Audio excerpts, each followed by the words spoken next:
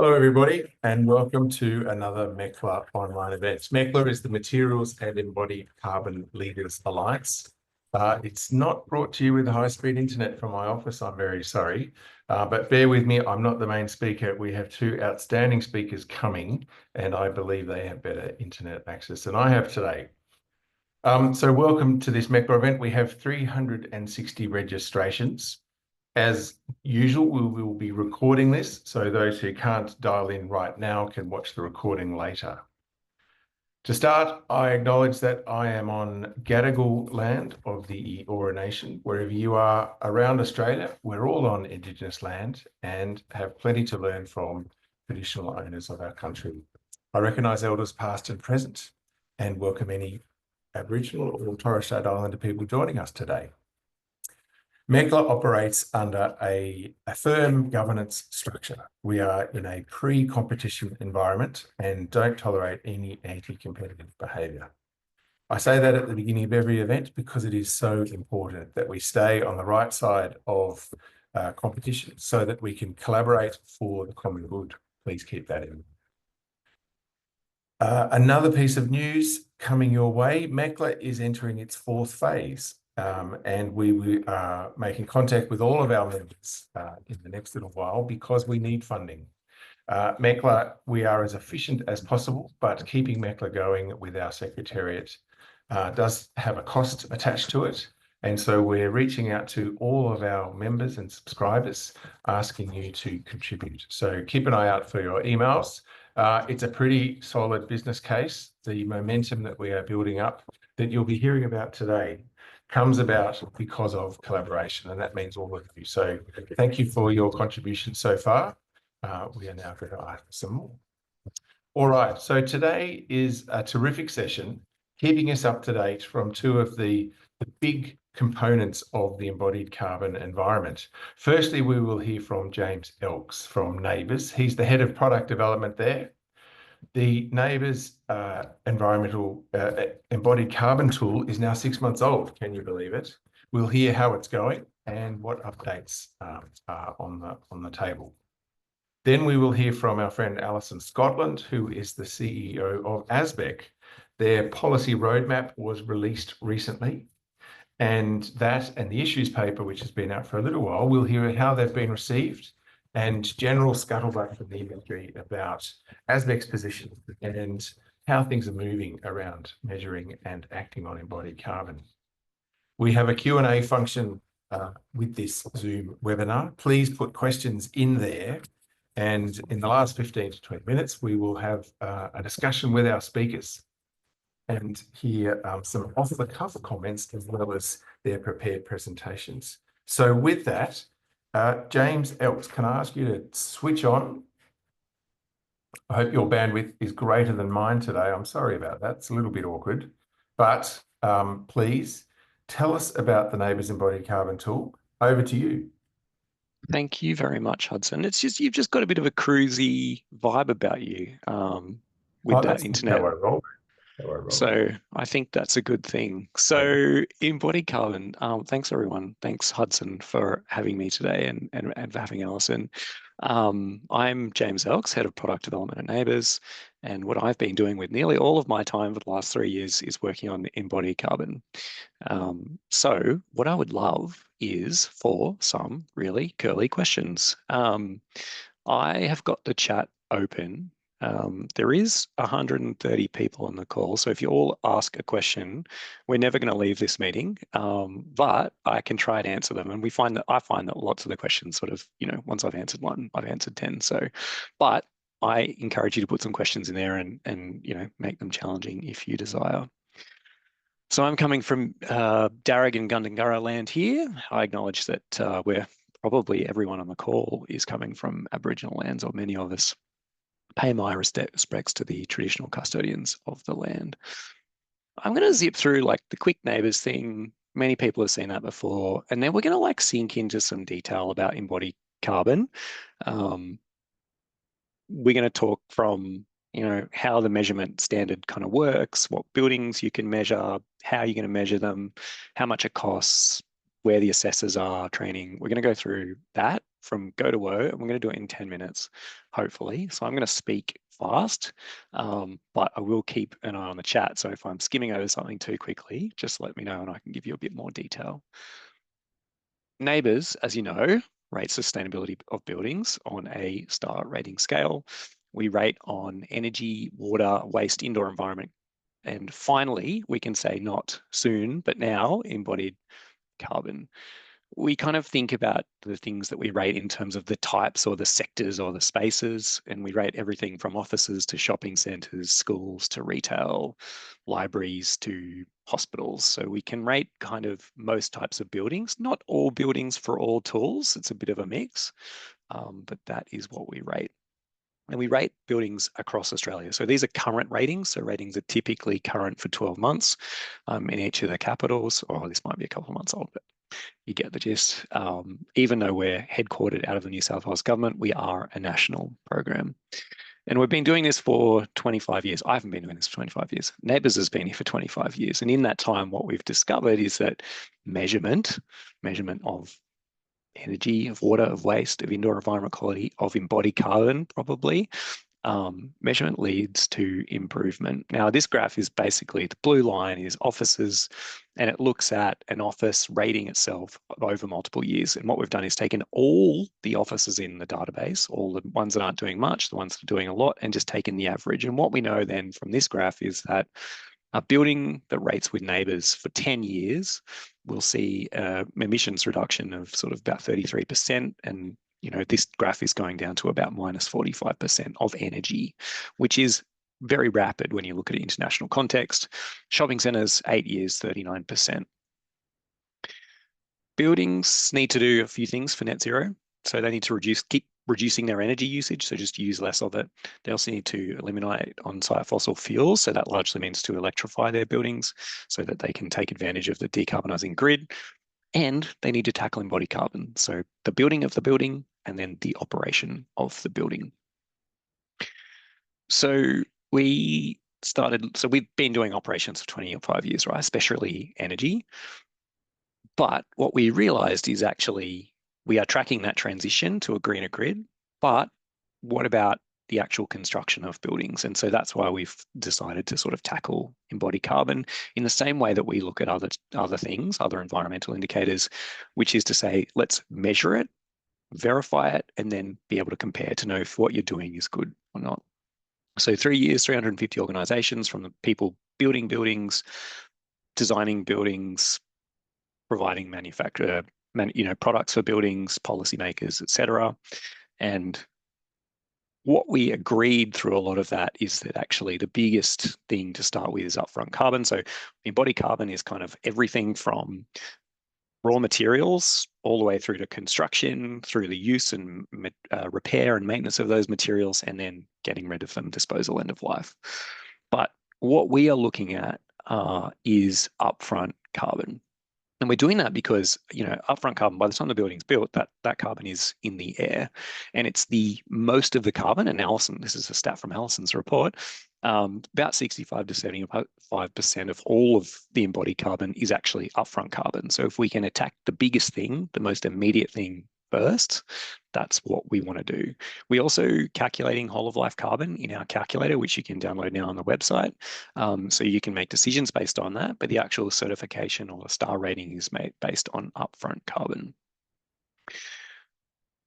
Measuring carbon is pretty simple in theory. You just sort of take how much stuff and then you multiply it by how much emissions that stuff has. Then you add on transport of that to site, you add on construction energy, you know, like diesel for a digger or something, and then emissions from construction waste. So when, you know, you saw off a bit of wood and that goes in landfill, and then what is the emissions of that? In our tool, we are looking at all the big parts of a building, essentially. So again, we're trying to like tackle what is the biggest impact. And so, for example, if we look at like mice in offices, like there's not much of an impact compared to the concrete and the steel and the timber that they've constructed out of. So we're looking at the substructure, underground, superstructure, above ground, the envelope, some internal things, so internal walls, stairs, floors, building services, HVAC, mechanical services, plumbing, that kind of stuff, and also lifts. We're not including smaller stuff, fixtures, fittings, fit outs, carpets, because at the moment there's not a lot of data for those. They're really hard. You've got to pick through lots and lots and lots, and you actually are not, moving things around a lot when it comes to carbon if you're playing with those. For each building type, we actually have so we started with a definition. We just said, you measure cold shell. And what we realized is that nobody knows what cold shell is. And so we've actually now in our rules got lists of like, what are the things that we're actually expecting people to include by building type. They're pretty much aligned. There are some really minor differences around include this in industrial and don't include it for a hotel or a hospital or something. You can check that out in the rules. So amount of stuff times emission stuff. So the amount of stuff measuring the quantities, how much, essentially what we need is a bill of quantities. There are some alternatives to that you can see in the rules, but essentially we need a list of like, here's all the stuff we put in the building. And then we need, not for all of it, for a lot of that stuff, we need some evidence. Like, for example, the bill of quantities said that we were going to put in X amount of timber because, we build bits out of timber, but what a bill of quantity doesn't typically include is the waste. So we want some receipts, invoices, dockets, whatever to say, actually, we bought this much timber and this bit went off to landfill or whatever. In terms of the emissions, so how much stuff times the emissions, really the best thing at the moment is environmental product declarations and other independent sources of data like climate active carbon neutral declarations or product carbon footprints, PCFs. The benefit of EPDs and those other product things is it allows you to like compare stuff like apples with apples. And so you can compare, oh, I got them, here you go. I always have these on my desk. These are tiny coffee cups. You can compare those two cups. You're not just comparing cups versus something else. You're comparing the different individual products, and then you can make a decision, what is the lowest carbon one, and then put that cup in your building. If you don't have a product specific independently verified emission factor, so you've got a cup and you don't know what probably most cups, this cup certainly, I don't know how much carbon is in it, then we will give you a default for that. But those defaults, we're kind of choosing like what's worst on market. So the way we created those is actually to look what is all the EPDs for 25 MPa concrete, for example.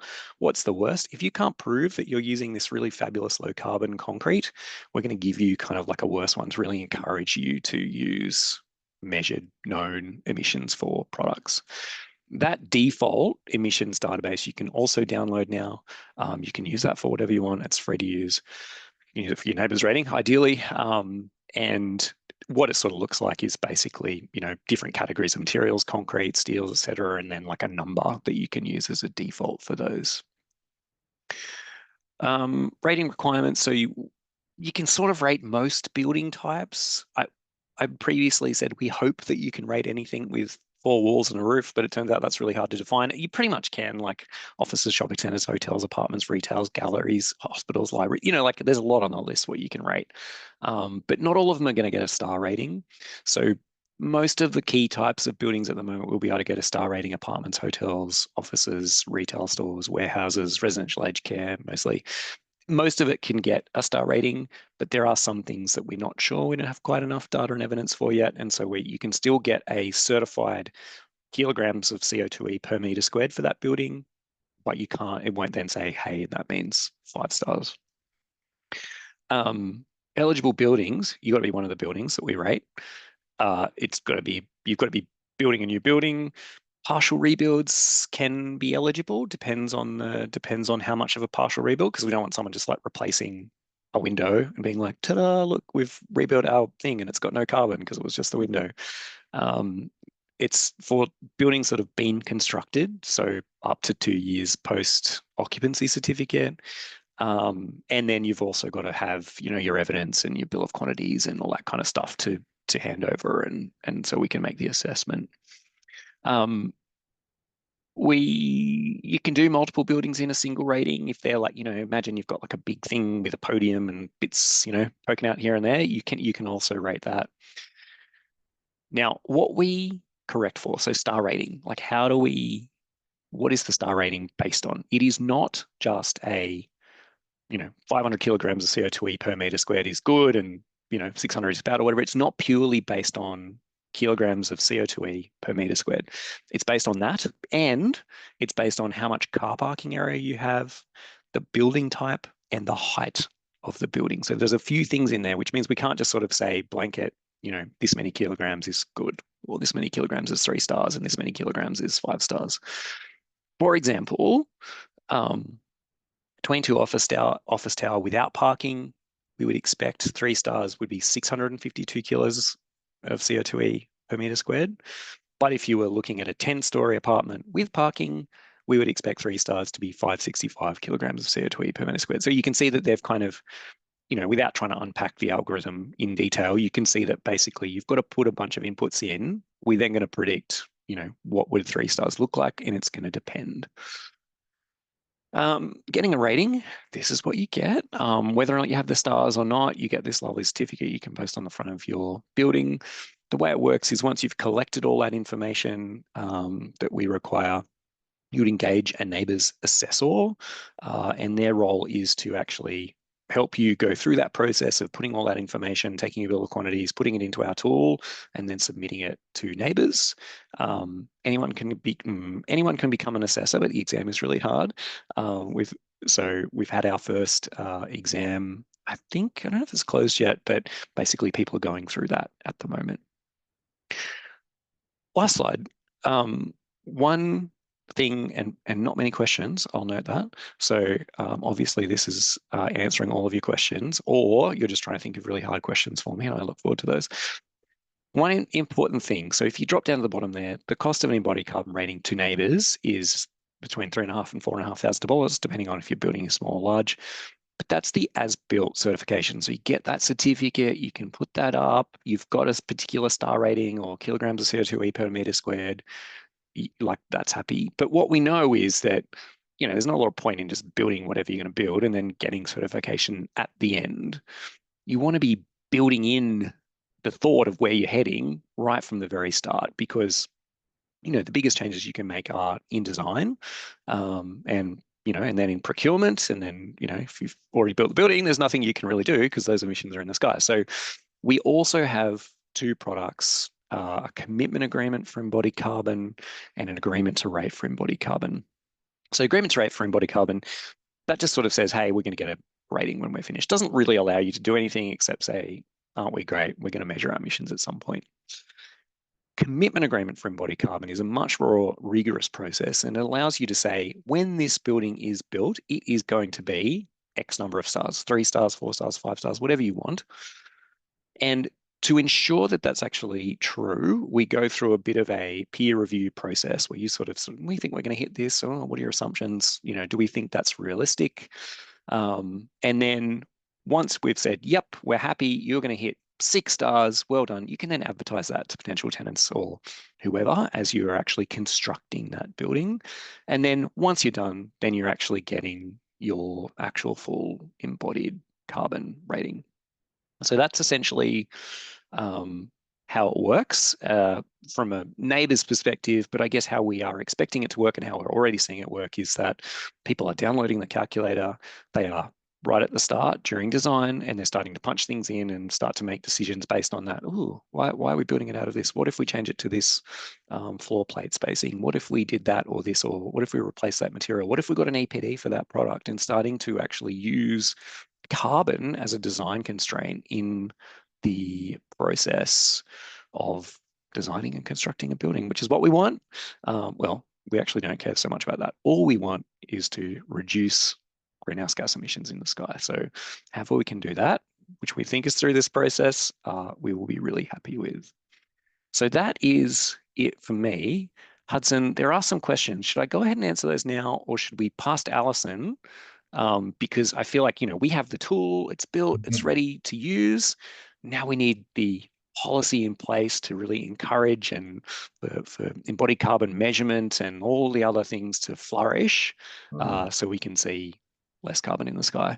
So, and that's Alison. That's what Alison's going to talk about. But Hudson, do you think I should try and answer these now or later? No, I think that was a seamless segue to introduce our policy speaker. So even though I don't think that was rehearsed, that's just a natural talent. Thank you for that, James. Hold off. Some of the questions have been answered as you have spoken, particularly the upfront and the ability to market what you're planning to do. But do familiarize yourself with the questions, and then we'll come to them after Alison has spoken. If I could ask people to put their questions in the Q&A rather than the chat, just so that as moderators, we're looking at one set of questions. Alison, over to you, please. CEO of ASBEC. Why don't you remind us what ASBEC stands for? Because it's another one of the acronyms that we just take for granted. And, Absolutely. I will hand over to you. Thank you. Thank you, Hudson, and fabulous segue, James. Love your work. So I am the CEO of the Australian Sustainable Built Environment Council, and I feel like any of these presentations really deserve to start with a bit of an explanation of what ASBEC is. So we are a member organisation, but our members are a bit unique in the sense that it's not people or companies that are ASBEC members. It's actually peak bodies, not-for-profits, industry sort of professional organisations. They are all part of this amazing network that we have, where we are all committed to achieving a sustainable built environment. And you know that achieving a sustainable built environment has a lot of different aspects to it. But the idea is, harking back to what Hudson said, it is really through collaboration that we are going to get the most traction, and we're going to be able to get that change and see that change at scale. So it's a really amazing and powerful network, and it's quite amazing when we actually do agree on something, how much power that has with our beautiful governments and all of our collaborators that we have in our broader network. So from an ASBEC point of view, what we do, we robustly discuss what we need to do in terms of achieving our policy ambitions, and we don't always agree, but that's what we do. But what we find is that we focus on areas and we work collaboratively with government, our government and academic observers, to pursue research and analysis that helps fill the gaps. What we're interested in is policy that is very much evidence-based and collaborative, so that we know it can work. I find that, some of our members are amazing trailblazers, and they're the ones, absolutely leading in relation to all of the aspects that we need to do to achieve a sustainable built environment. ASBEC is there, bringing everyone else with us. So we love to learn from what everyone's doing and innovating out there, and we discuss what really will work and apply at scale. And so from a collaboration point of view, we absolutely applauded the work that NABERS was doing to advance that national consistent way of measuring and reporting on embodied carbon. ASBEC focused on a project to go, okay, well, NABERS is doing this amazing work. The outcome of this is that everyone is singing from the same song sheet. ASBEC needs to focus on ensuring what type of policy ecosystem is really going to support this NABERS rating and really leverage and scale up the amazing work that NABERS is doing. We knew, from an ASBEC point of view, the proof was already there. We know that we've been focusing on operational carbon for a long time, much like NABERS, but embodied carbon is that emerging area of building policy that we really need to look at, because as the grid decarbonizes and as buildings get more efficient and away from fossil fuels, embodied carbon really is that big chunk of emissions that we're really going to have to tackle. And not only that, once it's built, it's locked in. So from an ASBEC point of view, we knew that we needed to look at practices to reduce embodied carbon in our built environment. We also, and to think about better use of resources. So there's that focus, but we also were very aware that the built environment in general is responsible for, seeking the supply chain to give us the materials. So we do have a responsibility to reward and recognise that we value our supply chain to decarbonise. So how did we do it? Wonderfully, MECLA was there and has been with us on the journey, and I really appreciate everything that MECLA has done in this process. So again, standing on the shoulders of giants, pretty much nearly a year ago, we published an issues paper, basically drawing from the NABERS consultation process to develop the tool. We also had our wonderful partners, ThinkStep, do an analysis of embodied carbon related policy around the world. So to really understand what other countries were doing and learning from in relation to embodied carbon policy. So that all went into an issues paper along with solutions. And we asked you, the community, the MECLA community, ASBEC members, what you thought the most effective solutions would be, the most impactful solutions would be. And that has resulted in a comprehensive policy framework that we released end of March. But going back a bit, I think it's really important to highlight that, everything that MECLA has been doing in this space for the years it's been around really helped inform ASBEC's work and ASBEC's issues paper. So we presented at the time the decarbonisation dilemmas. They were a recognition that MECLA has been doing so much work to really explore all areas of this system and where the challenges are that we need to overcome to really enable us to reduce the embodied carbon of our built environment. So challenges, but also, very alongside the challenges are the opportunities. So very, very clear opportunities to really get that traction and get the scale of change. So the decarbonisation dilemmas were out there, informed by all of the policy analysis that was done across the globe and the learnings and the lessons learnt from that. And we had a very comprehensive consultation process where we heard from you. And a lot of analysis, a lot of navel gazing around what really will achieve the policy outcomes that we need to achieve. And really, really excited that we have this policy platform out there now. This report, it covers a lot of things. I think from, and based on some of the questions that are already in our Q&A, we recognise that upfront embodied carbon is that really great opportunity, because we know that around 70% of the built environment is A1 to A5, just like James mentioned earlier. But we also need to nod to the fact that the opportunities and for us to reduce embodied carbon across all stages of a building's life and re-life, we still need to have our minds on that and think about those opportunities as we progress. So circularity concepts, we need to understand what whole of life means, all of those choices that we make, the various impacts that those choices have. So that's the paper in a nutshell. But going back to where we got to in terms of our recommendations. So this is a very busy slide, but the simple explanation of this is even if you do a straight line from now to 2050, when we need to have a net zero built environment, you get to 2035, where Australia has its nationally determined contributions due.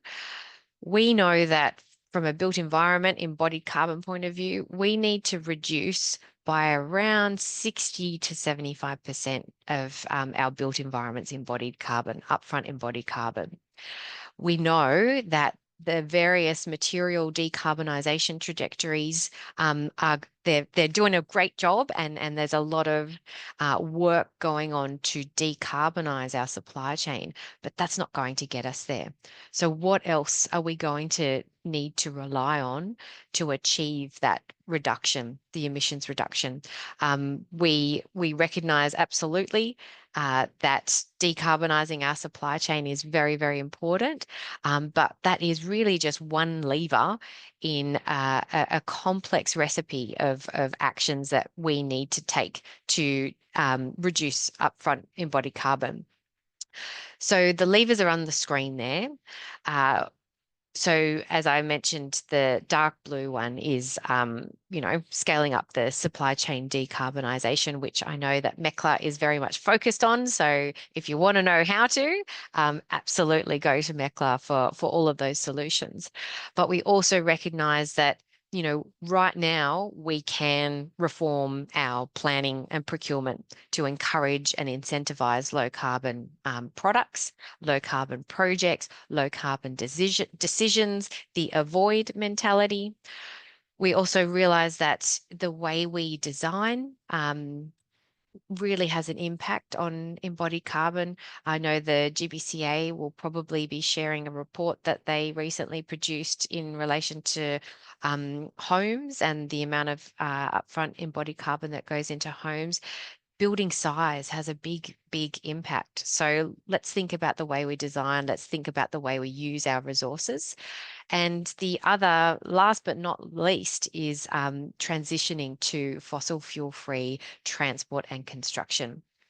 All of those squares at any points in this trajectory from now to 2050, they will wax and wane. So there will be different times where, by 2050, that's going to really help drive the action when our supply chain has decarbonised. But until we get there, we need to employ all of these levers at various stages at various times. And so from an embodied carbon comprehensive policy framework, we present key recommendations for industry and government to implement right now and continue the momentum over the next years. But we also outline a bit of a guideline and roadmap around other actions that need to occur later on, sort of between now and 2030, between now and 2040. So there's a lot in this comprehensive policy roadmap. I will not read out the key recommendations that we have for industry and government to implement, but I strongly recommend you pop onto the ASBEC website and read them. What I will say, though, is each recommendation often is relating to a range of different levers at the same time. Sometimes it's all of the levers, sometimes it's focused on one of the levers. But, going back to why MECLA exists, it's taking that systems approach. There is no panacea. You've got to do different activities in all of these different sectors of the economy for us to really scale up that change, and for us to really reap the benefits of NABERS and their embodied carbon tool. So I'm nearly finished, but I thought for all of you that it's very, very important to know that we, alongside the launch of this embodied carbon comprehensive policy framework, ASBEC also hosts the Infrastructure Net Zero Initiative. And at the same time, they also released a report called A Solid Foundation. This report was around achieving a commonly agreed definition of what we mean. What does net zero mean for infrastructure? The reason it aligns to what we were doing, or what we are doing in relation to embodied carbon, is we recognise that organisations are operating generally in terms of scopes, scope 1, 2, 3. The built environment scope 3 is the supply chain scope 1 and 2. It also talks about how this relates with projects and how the PAS 2080 methodology in terms of life cycle stages of a project, an asset, a building fits into that. So I think it's really useful information to read together because they relate to each other. And from an infrastructure perspective, embodied carbon is a really big component of their emissions. And I'll leave it at that. So you have QR codes up on the screen now for both reports. Happy to also share links with Hudson and the MECLA team in relation to accessing these and more. But very happy to go back to the panel and we can have a broad-ranging conversation with all of your questions. So thanks again.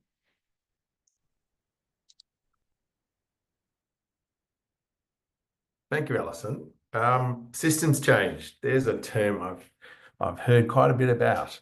And recognising that it is a complex system, you could have read all of your key recommendations actually, but that's okay. We will maybe tease some of them out in this discussion. James and Alison, clearly we've got an engaged audience because the Q&A is running hot, which is great. And James, having said don't answer them, thank you for stepping in and starting to answer them because they just kept coming. So thanks for stepping in there. Alison, can I start just by asking, how have the policy recommendations from ASBEC been received by governments? Because we've got a lot of governments in Australia. We've got 3 levels. You've targeted aspects that come under all of the jurisdictions, from planning through to up to infrastructure at the national and state level. What's the reception been from bureaucrats and politicians to what you've had to say? What I love about how ASBEC works is, harking back to the beginning of my presentation, when we have release reports and publications, they last for so many years. They are used in our advocacy when we're meeting with various ministers, when we're meeting with bureaucrats for many years to come. I still talk about projects that we released, over a decade ago. So the life of these sort of publications are really amazing. I'm very pleased to know that this particular report, I'm not going to claim credit, but it did go towards providing the federal government via the energy and climate change ministers and also the building ministers a bit of comfort in the sense that they knew that industry and, the various industry bodies that are part of ASBEC is thinking actively about embodied carbon, so that when building ministers agreed that voluntary adoption of the NABERS upfront embodied carbon rating in NCC 2025, depending on whenever that gets implemented, that is, a safer journey to go on, knowing that industry is already sort of partly on the way. So I feel like ASBEC publications like this can give government confidence to do things.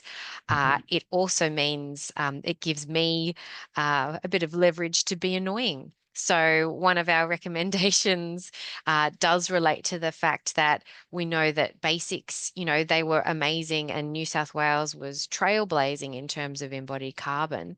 But at the moment, it's not necessarily aligning with what NABERS has. And I won't, go into what James and the team are doing. But for us, we will be asking Basics and the New South Wales government to align with NABERS to make sure we're, applying that consistent methodology.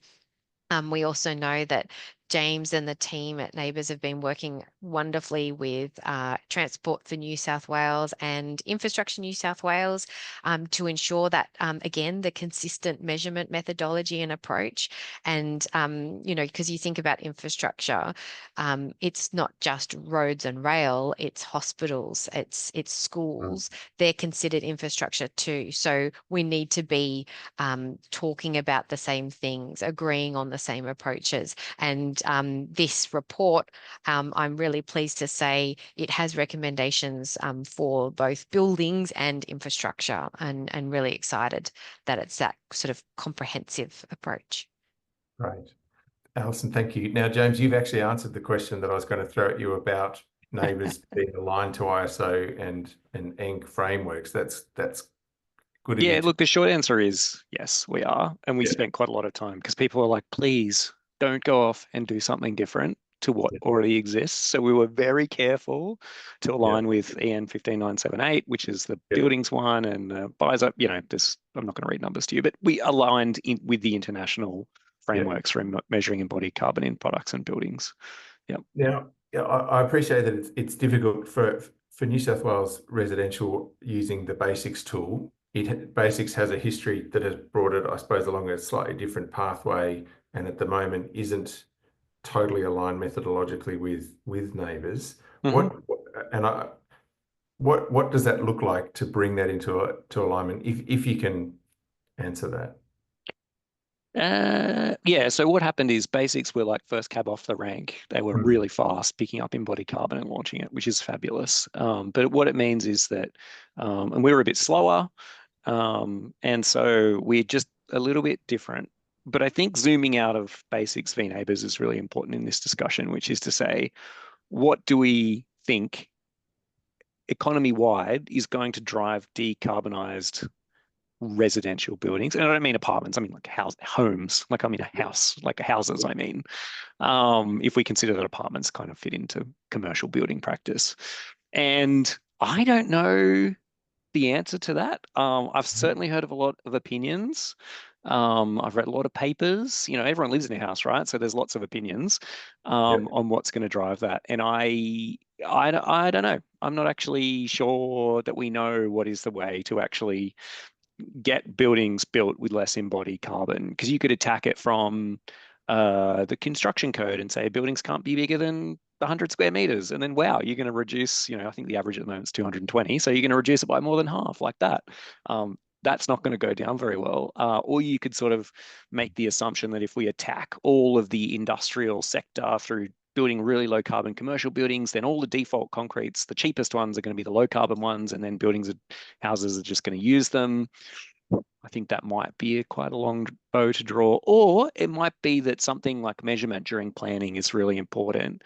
But obviously there's a high cost to that if you were to make every building go through a NABERS-like assessment. So different options, different ways, a little bit unclear to me where that's gonna land. Sounds like we need systems change, James. Yes, I think that's the order of the day / decade. And I should just, a quick plug, MECLA has a residential building working group targeting just that challenge. So we're on it. It is hard. Let's move on to another question. And that was, how do you avoid trade-offs between upfront and whole of life or operational carbon inside NABERS? Because if you're aiming for the lowest embodied carbon, you might not have the most robust long life building. But I know you've also got energy performance star ratings within NABERS. Can you talk to that, please? Yeah, so this talks, largely people are like, yeah, but I want to put in triple glazing, like some real fancy envelope facade, but it's going to have more carbon, but it's going to save lots of energy over the life cycle. And I think that is a real concern. Like, we don't want to be building like shoddy buildings because they're low carbon. Yeah. Now, there's a couple of parts to this answer. One is that when we spoke to a number of tier 1, tier 2 construction firms and building funders, I guess, they were like, yeah, we're not going to do that. Like, this is like a massive investment and it needs to be long-term for us to get the returns on it. So that we're not going to build stuff out of really flimsy materials. So I think that's one part of it, whether or not you believe that is up to you. The other part of it is, from an energy perspective, is we have NABERS Energy and the Energy Performance Indicator. So if you are constructing a building, then you then follow along with your NABERS Energy. And so you're actually checking as you go, where is our carbon up to, and for embodied carbon, and then you're checking where are we going to land this for our actual energy usage in an ongoing sense. I just don't think we're going to see a big, like embodied carbon is one design constraint that we're now able to put, which is amazing. But you've also got cost, quality, and time, and they're driving a lot of what's happening in construction. And I will say that's the approach we had in ASBEC's work. It's not an or.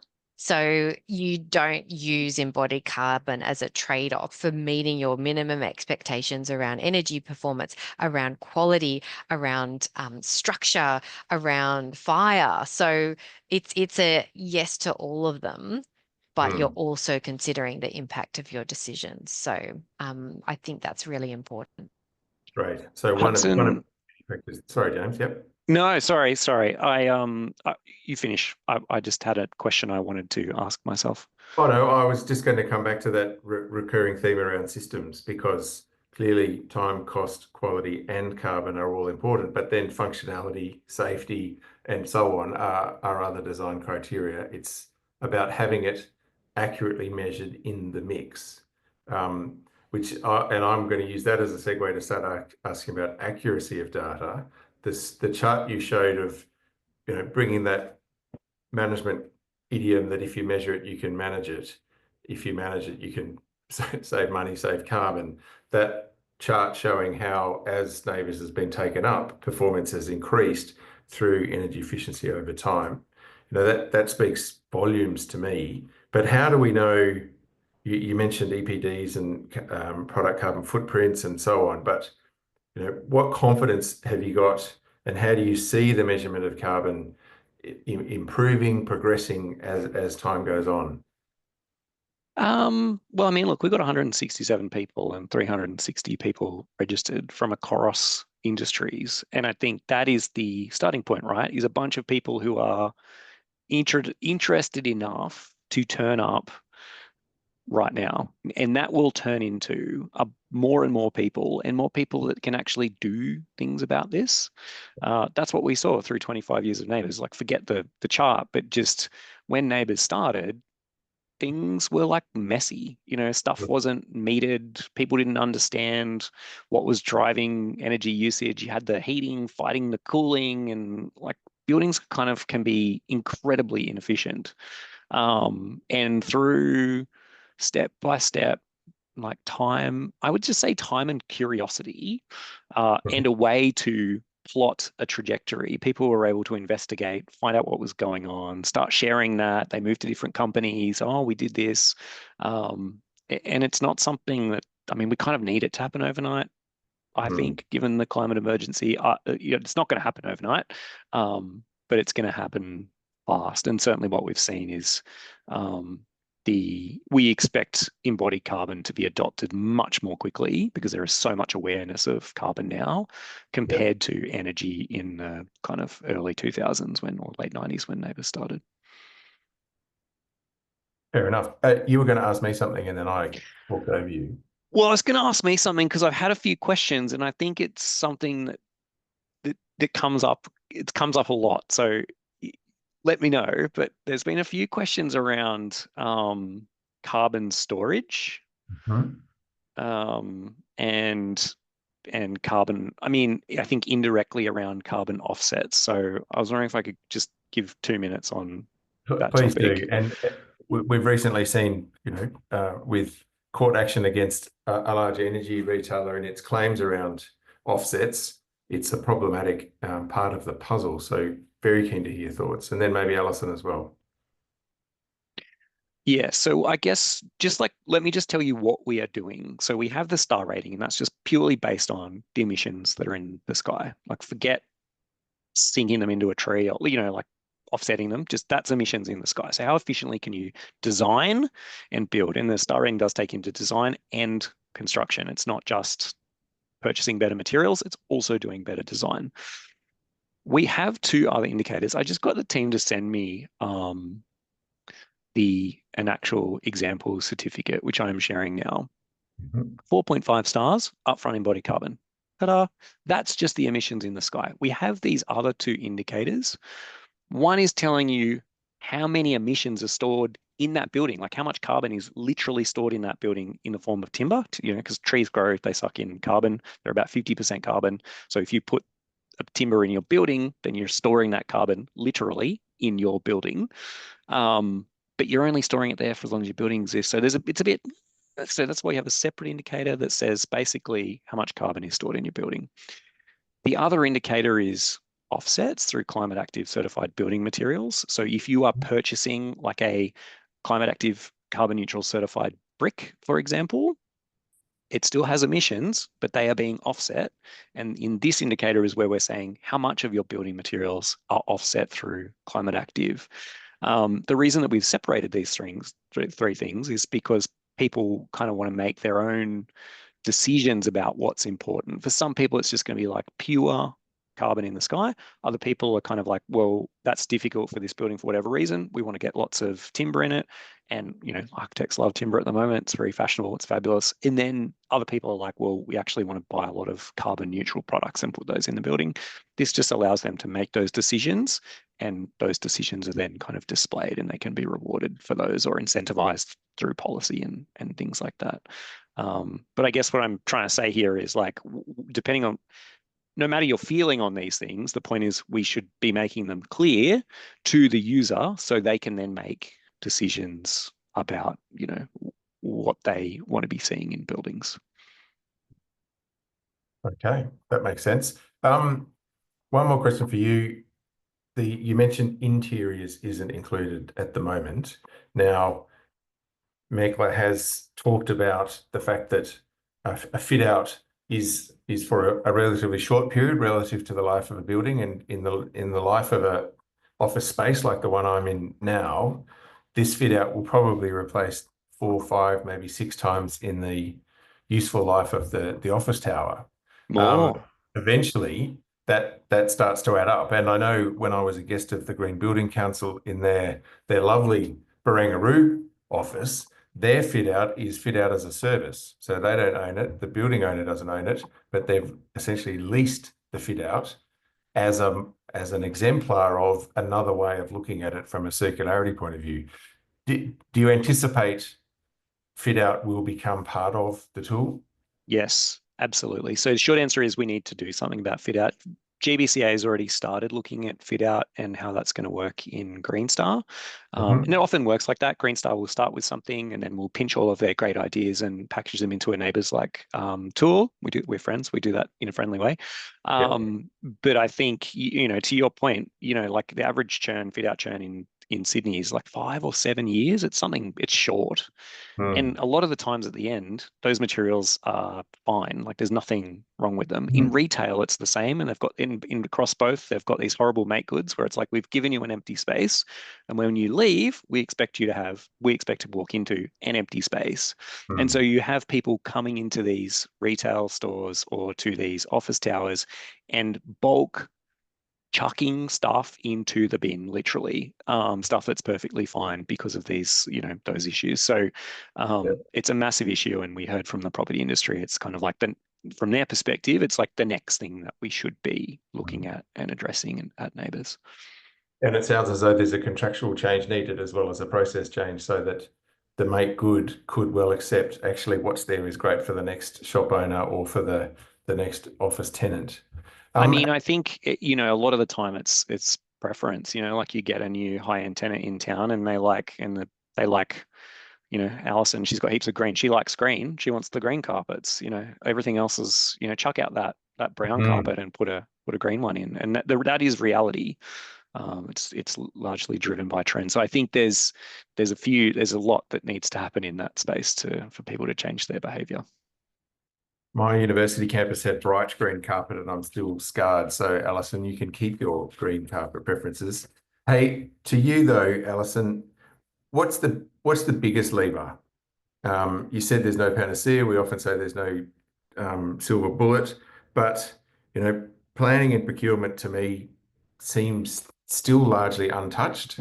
Materials, as a MECLA person, of course, we're doing a hell of a lot in the materials sector, and it's also got some good demand signals now.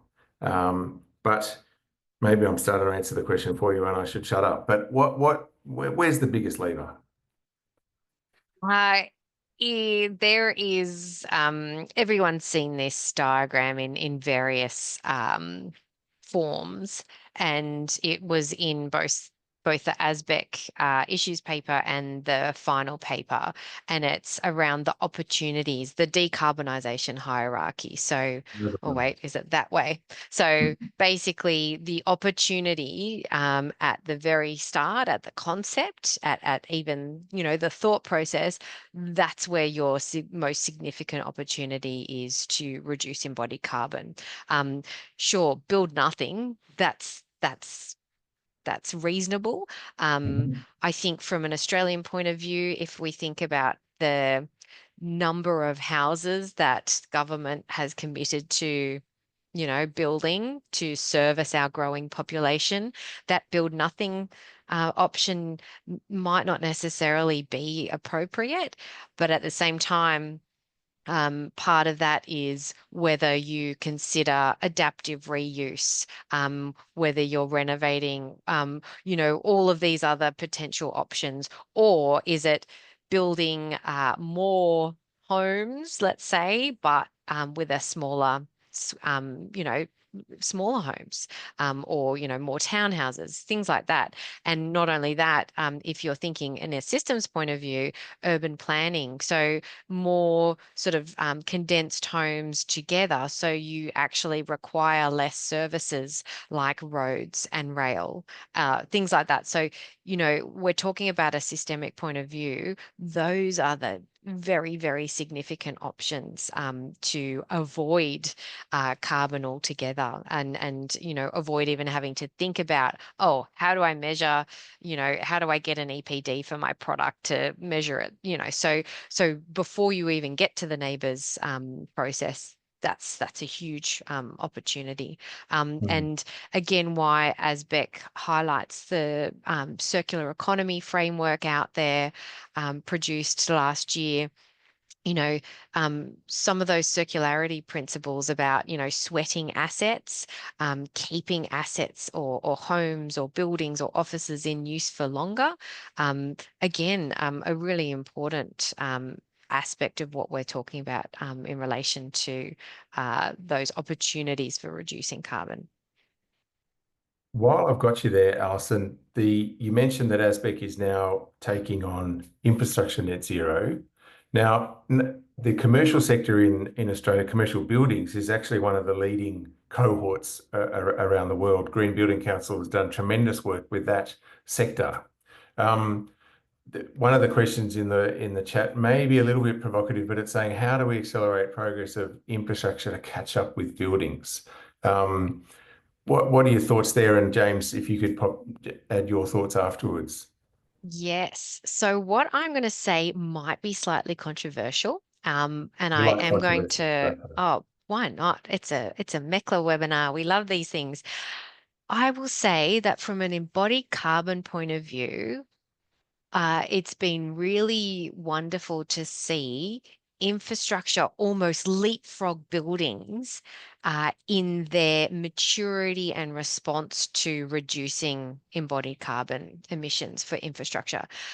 The link that I've put in the webinar chat is just, one link to what Infrastructure New South Wales is doing. So they released their decarbonising infrastructure delivery policy. A couple of weeks ago, they launched a whole range of fact sheets to help the industry understand, what does decarbonising infrastructure mean?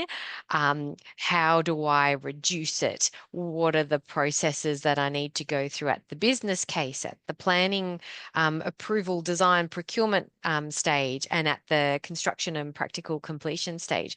So New South Wales is doing some amazing leading work, and not only that, they're contributing to the national conversation by way of the Infrastructure Transport Ministers meeting.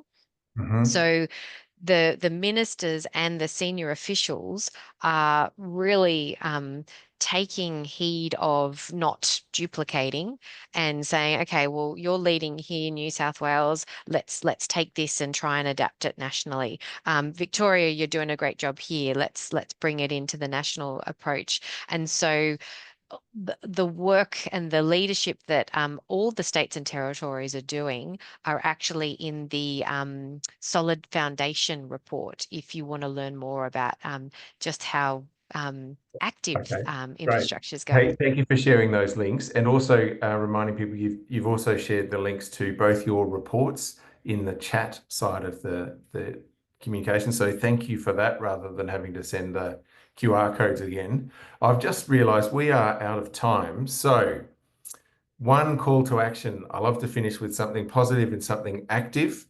James, NABERS Embodied Carbon tool's been out for about 6 months. What's your call to the MECLA community? Start using it and talk to us about it. Tell us what you're doing. Tell us what's working. Tell us what isn't. I mean, you know, we are trying to do something and we want it to work, and we need everybody to be involved for that to happen. Right. So there's a question I'll point you to from Martin O'Day in the Q&A about specifications for 20 or 25 MPa concrete blocks. Have a look at that. There's some real-time feedback for you. Alison, what is your call? Page 4 of the ASBEC Comprehensive Policy Framework. Read those 8 recommendations, and they've got a page of explanation after. I think if we're all asking for the same things at all opportunities, if we do have the ability to procure, make decisions, talk with government, understand what these recommendations are and help spread the word. Fantastic. Hey, Alison from ASBEC and James from NABERS, thank you both for giving up your time today and sharing your expertise, sharing your experience, and opening yourself up to some tricky questions. We didn't get through them all. I might ask if we can, after we tried. We did try, but really appreciate your time and the work that you do. A big thank you to our audience for spending the time listening and contributing to this. A thank you to the MECLA Secretariat. Alexi Barnstone from Climate Kick has done the lion's share making this happen. Kati Bahane from Climate Kick is also behind the scenes. And the wonderful Monica Richter from WWF is the other driving force behind MECLA. So thank you, everybody. I mentioned MECLA is now seeking member funding. So keep an eye on your inbox. If you need good arguments to get whoever has the purse strings in your organisation to contribute, give me a shout. Very happy to tell you just how wonderful we are and how important the momentum that we're building is. It's system change. You are part of it. Thanks for being part of it today. All right. Bye-bye, everybody. Thank you.